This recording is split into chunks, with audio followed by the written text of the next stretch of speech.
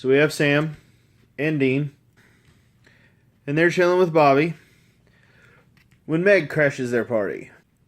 I'm so evil. So they trap her and kick the demon out to get a clue where their father is. So then it's off to go rescue him. I'm going to need...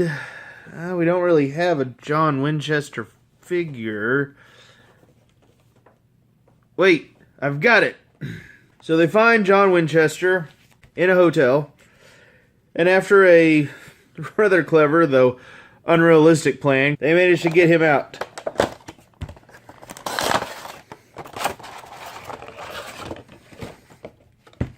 And now the family's all back together. Yay! Only, it turns out that John was possessed by the demon. Who proceeds to kick all their asses. And then eventually, John recovers because he's just so badass, puts the demon in his place, and then Sam helps kick it out. And then they proceed on to get hit by a truck in time for season 2.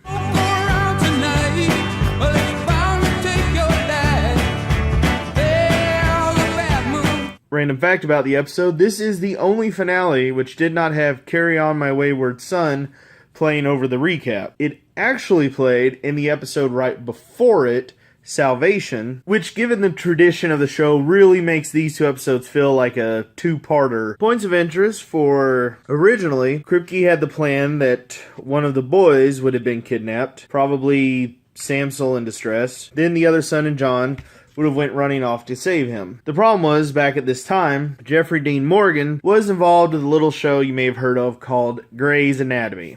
And they had priority over Supernatural, which means if both shows had Jeffrey Dean scheduled for the same day, Grey's Anatomy got him, Supernatural didn't. So, since he couldn't be involved as often, Kripke looked at the actors they did have and said, well, we'll have John be kidnapped, and then the boys have to go rescue him. And even Kripke admitted that this was an improvement upon their original draft, as the whole season had been about the boys trying to find their father. So, of course, the finale of the season would make sense for boys to find their father. And then having him be possessed by the yellow-eyed demon further brought all the themes of the season together in one glorious moment that is just pitch perfect in, well, its themes and season payoffs. And just goes to show why I frequently insist that in writing and TV show production, adversity can often lead you to make better art. There is a lot of solid stuff to like in this episode. For me personally, I really like that Dean shows a moment of remorse and regret over an innocent life getting caught in their little conflict here. And there's a lot of interesting touches that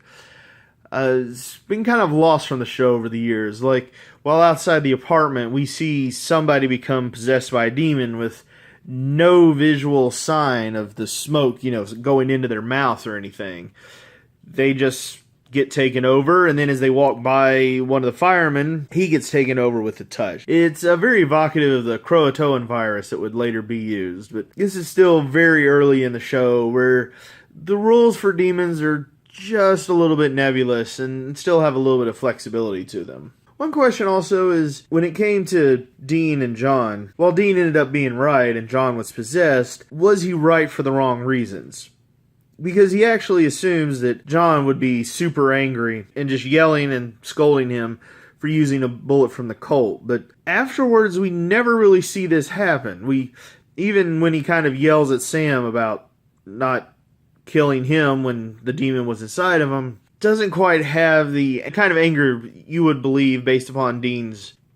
It makes you wonder whether John was really that harsh, or because Dean looked up to his father so much, wanted to be his father so much, that any slight scolding from John just deeply wounded Dean. And that's really on either character. That's just something, guys, when you really, really look up to somebody and you really want to be somebody, just even a look of disapproval can just hit you hard, deep in your core. Worse than just being shot. It makes you wonder sometimes the real John versus the interpretation we saw of him through the eyes of children that didn't quite see things exactly the same way. Probably one of my favorite moments relating to this is in season 5, where a younger John Winchester is unknowingly talking to Sam, John ends up chewing essentially himself out.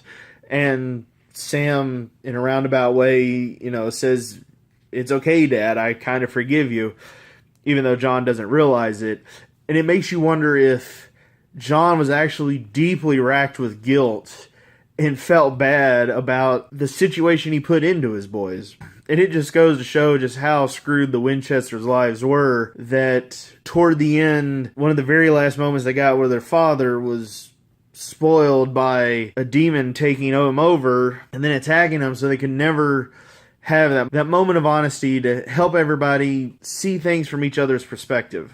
Besides the performances, besides the general atmosphere, besides a culmination and focus of themes, what makes this season 1 finale so good and strong in the general motif of the show?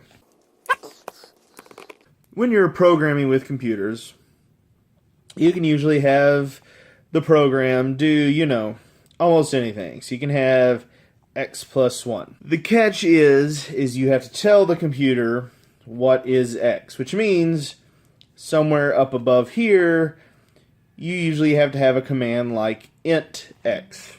Tells the computer, oh, whenever I see this x here, I know it's going to be an integer. And programs allow you to do it for pretty much anything. The thing is, humans, and since our brains are semi-computers, have a very similar function when it comes to stories.